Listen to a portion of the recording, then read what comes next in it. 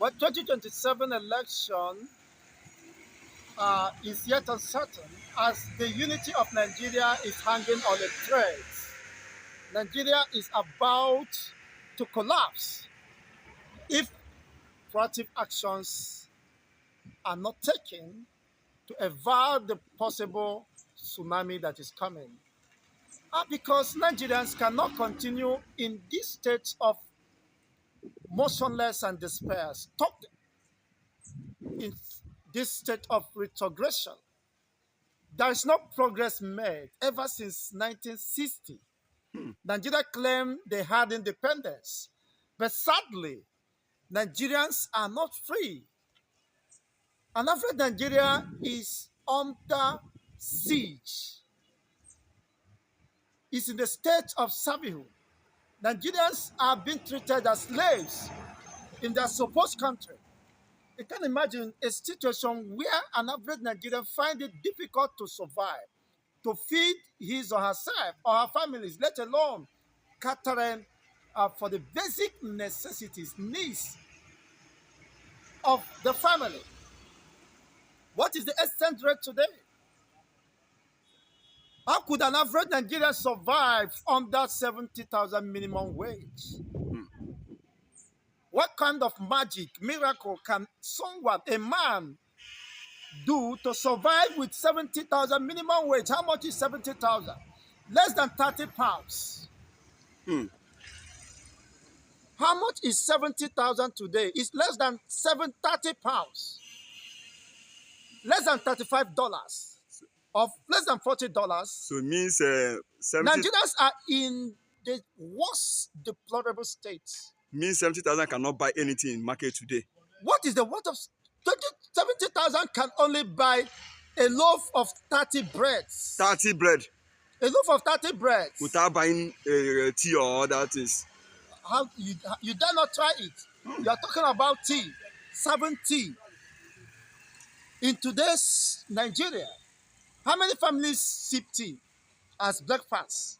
That have gone out of the reach of an average Nigerian, not even an average Nigerian worker.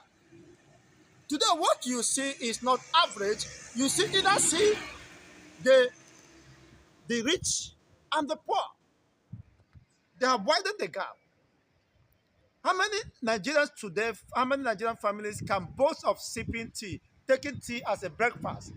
It's practically impossible. Will you survive it?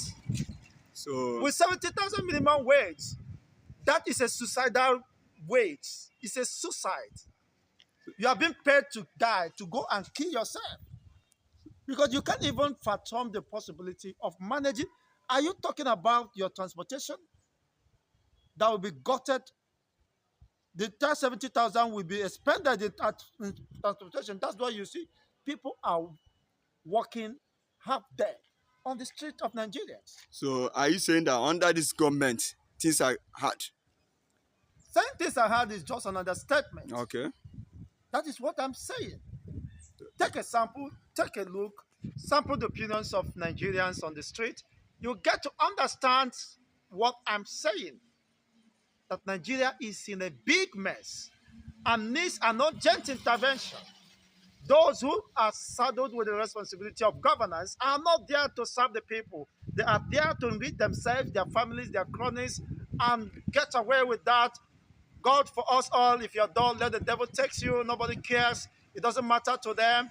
They must, of course, float on their yacht. They must ride, of course, flew with their Alpha jet and the most expensive jet, and the rest of them, they have to increase their salary by 300 or 500 or 1,000%, while asking Nigerians to make sacrifices to starve themselves while they are feeding, of course, at the expense of Nigerians. It is a very worrisome development, and Nigerians are becoming impatient about these realities, and they could no longer be described as suffering and smiling. It is no longer a moment that Nigerians should be considered as suffering and smiling. That is the truth. Nigerians are in a state of agony. Nigerians are being treated as slaves. They are feeding on dustbins. Hmm. Taking on dustbins as luxury, eating junks. It is quite unfortunate. In terms of healthcare, it's nothing to write home about. How many of Nigerians can afford basic malaria drugs today? A malaria drug, just an antibiotic that was once sold 3,005 is 11,000 it's plus. more than 35,000. 35,000. An antibiotic. Antibiotics. From 3,005 to 35,000. Abba. You can imagine that. So how would an average Nigerian survive? Where the ratio to doctor and patients in Nigeria is 1 doctor to 10,000 patients. How would such a country, the country is already in the state of emergency, is in the state of total collapse. Nigeria is shutting down any moment from now. The reason why, of course, Akpabio was flown out of Nigeria, was it yesterday or so? Yeah. In the last 24 hours. Why shouldn't Akpabio be treated in Abuja? He claimed he is the Senate President of the 10th Assembly who could not boast of medical facilities. In his own country, he fled out to another country where another man, weaving as he's weaving, have to fix. And he called himself a Senate President of the Federal President. Senate President, the same president who will jet out of the country for medical checks. With all the billions of naira expended, being borrowed on yearly basis, appropriated to medical, the Ministry of Health and the rest of them. The reason why even Aisha Buhari, during her day, said that even there is no pain in Asoro Clinic. They find it convenience to jet out because that is an opportunity window for them to embezzle the funds. You can imagine the deceased Buhari, the late Buhari, they said, was paying £3,500 a day. A day. In the hospital, he was admitted in UK. You know what that means? And in £3,500 in force of Nigeria. Let's just assume that a pounds, the exchange rate to 200 pounds now is how much? Okay, let's say it's just an average of 2,000. Above 2,000. It's above 2,000. Yeah. Let's just say pounds now. The exchange rate is 2,000. 2,000. You will now understand, appreciate the enormous destruction going on in Nigeria today. Can you imagine? He's paying not less than 7 million just for a day, a single day.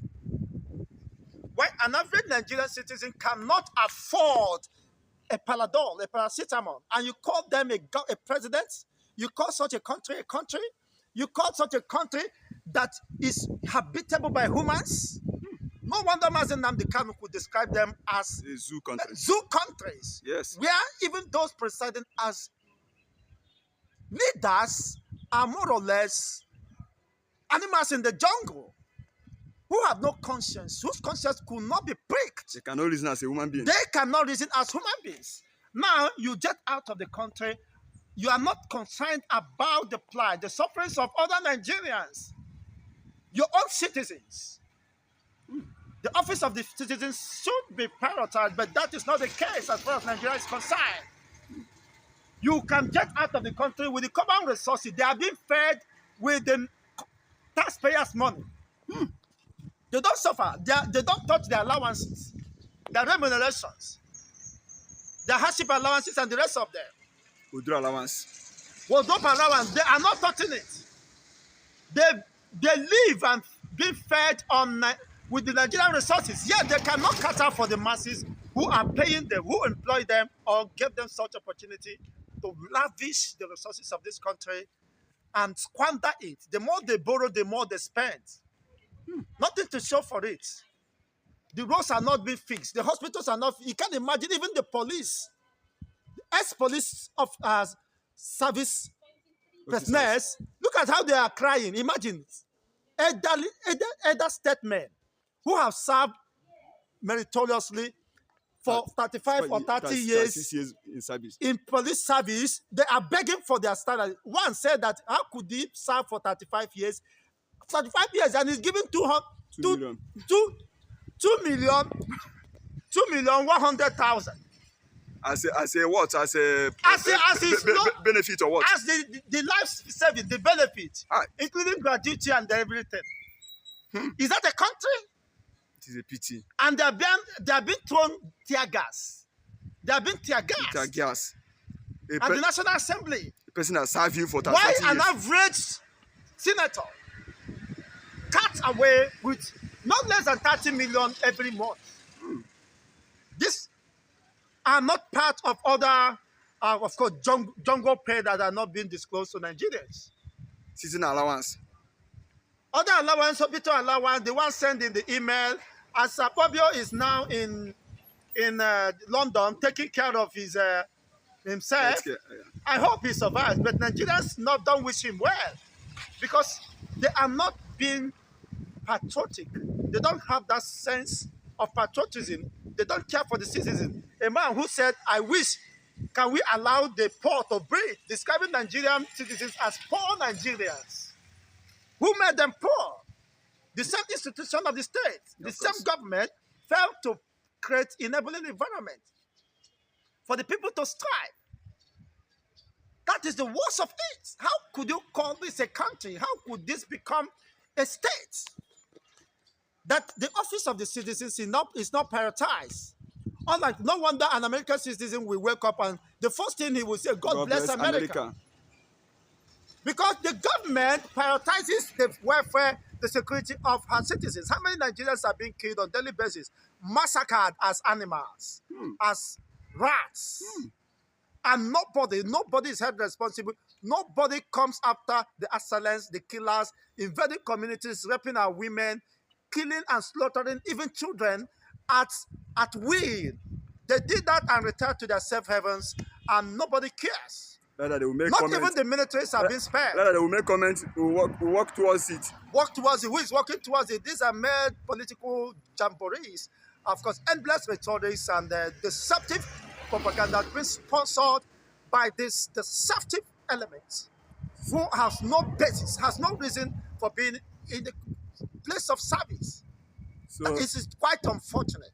So, my brother, what do you have to advise the youth of this Federal Republic of Nigeria, the youth of Nigeria, to do in 2027 upcoming election?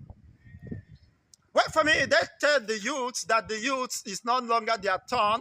It is their turn to rule Nigeria, and possibly the youth should wait for eternity.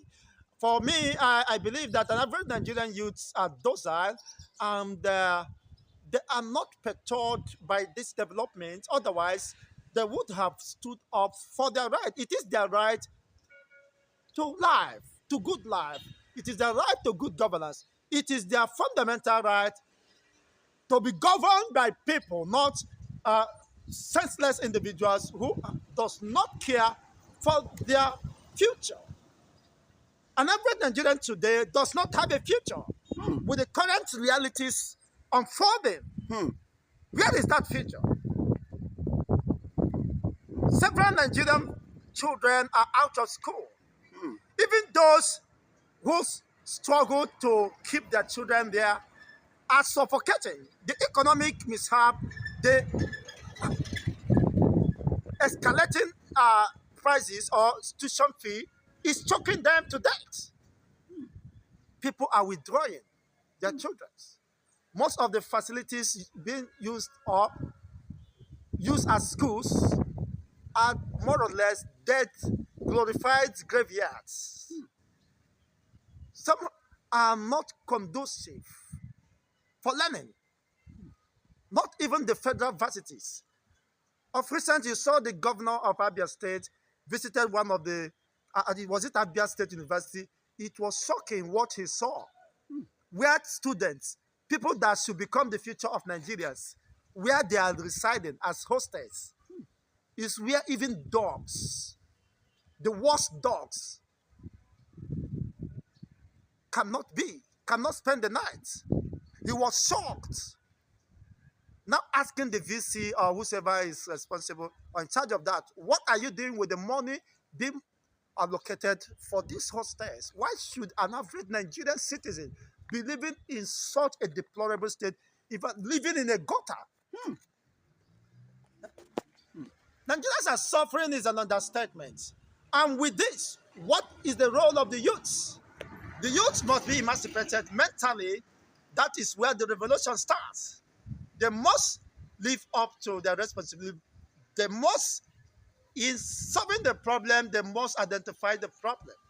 That they are the part of the problem. Their negligence, their silence, their conspiracy of silence, and sometimes they are being used by these political uh, elites as dogs to frustrate and destroy their own future without knowing it. They are being given little change, of course, that could not even sustain them. They will keep on coming to them to beg what they deserve. But because of ignorance and how myopic and destructive their mindset has been conditioned, of course, they will go for the crumbs rather than living as kings they were meant to be. And I've read Nigeria today is not free, notwithstanding that Nigeria claims to be free or having their independence. Independence simply implies you have the capacity, Freedom. of course, and the freedom to establish your own people, to develop at your own pace, to rediscover yourself and become more productive, more meaningful, more engaging, and making life more better to your on the part of your citizens. But is that the case as far as Nigeria is today?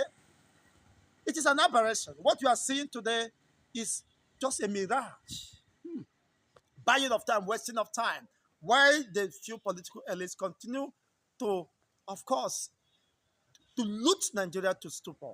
As Nigeria is now, Nigeria is no longer what we call insurable. Why? Because it's no any insurance company could accept Nigeria.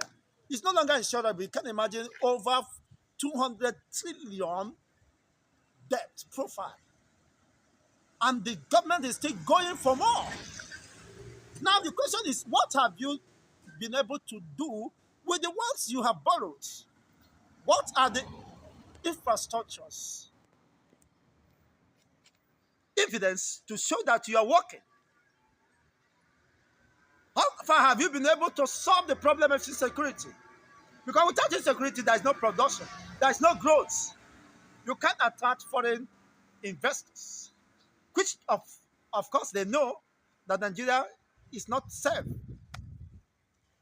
for investment because they are afraid of not just their life, but also their investments, the possibility of recouping from their multi-billion dollar investment that would have created jobs. Sadly, majority of them are fleeing the shores of Nigeria on daily basis as if there is no tomorrow because they have seen ahead.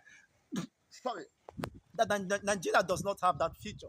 Otherwise, they would have stayed back and invest. But they have seen that staying in Nigeria is like mortgaging their life, committing self-suicide, or destroying their hard-earned resources. And that is just the case. So the youth, it behoves of the youth. That is the reason why I wouldn't blame those calling for the separation an independent state of Biafra because they can't be stuck in the wheel of motionless and despair. Nigeria is considered not just by Mazen Nnamdi Kanu. Of course, the late Sage Awolowo said Nigeria is a mere geographical expression. Mere geographical expression. You know the weight of that grammar. For those who understand grammar, let them go and find out. For somebody who has served Nigeria in that capacity as Awolowo, I made that comment. he was once the Minister of Finance of this country and a leading prominent politician from the West. Prime Minister of Western Region. The first Prime Minister of the Western Region said Nigeria is not a nation, but a mere geographical expression which has no future, which has no vision, which have no definite purpose and considerations. What does that mean? If such verdicts can come from a man who have enjoyed several privileges as far as Nigeria is concerned, who such give verdicts, then what can you say? Ahmadu Bello, Tafawa Balewa also make the pronouncement that Nigeria is a mere, of course, British business conglomerate. It was designed to protect the British interests and not the interests of the ethnic nationalities that forms Nigeria. And what do you see today? It's true. Has any part of Nigeria fared better? No. Even when they say they fought Biafrans, but the war has not ended within them. The war they brought to Biafrans, they killed over 5 million to 10 million Biafrans. Today, they are being killed, slaughtered in their own homes. The North is now safe. They are no longer sleeping. The North Centrals are being deserted. They are now being turned as refugees. Northeast. Living in IDP, internally displaced camps, in their own supposed country. They thought they are fighting against the Biafrans. They never know, of course. What goes around comes around. What goes around comes around. The evil they have done has lived up with them, has caught up with them. They can no longer sleep. They can no longer sleep in their homes. Today, even the Bayelsas, the Zamfaras, the Sokotos can no longer sleep. Yes. They are at battle with themselves. Not that the Biafrans are fighting them, they are fighting themselves. They are destroying themselves. They could no longer go to farms. And it's appear they are shifting this battle down to the east, to the southwest, having occupied the forest beds of the southern region, and most sadly, the discontented politicians who, because of their personal interests, are paying lip service to the security and safety of their people. Which they definitely, if they fail to do that, of course, the survivors of today might become victims of tomorrow. They shouldn't think they are safe, because when the chips are down, definitely they might be overrun by the same excellence who have taken, of course, hold of the test. Several communities today are crying. The West is not safe. The North is not safe. Now, where is safe? Who won the battle? Who won Biafra? Who defeated Biafra? No one. No one. And that is just the true realities today. Thank you once again.